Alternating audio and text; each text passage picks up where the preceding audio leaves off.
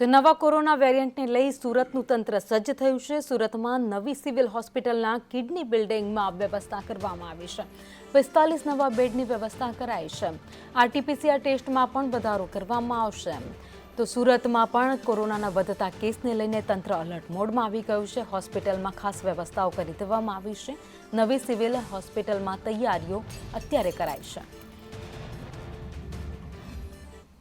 હાલ જે રીતે ઇન્ડિયામાં કોવિડની એન્ટ્રી થઈ છે, કેરળમાં પણ કેસીસ આવેલા છે અને ગાંધીનગરમાં પણ 2 કેસીસ ડિટેક્ટ થયેલા છે। એ રીતે ચાન્સીસ છે કે કોવિડ વધી શકે, પણ આમાં પેનિક કરવાની કંઈ જરૂરત નથી।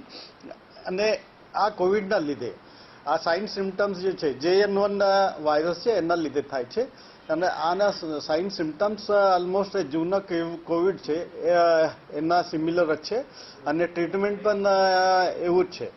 અને એના માટે અમારી જે તૈયારી છે, નવી સિવિલ હોસ્પિટલની તૈયારી છે, એના લીધે અમારા જે ઓક્સિજન ટેન્ક્સ અને PSA પ્લાન્ટ છે એની મોક ડ્રિલ કરાવી લીધી છે।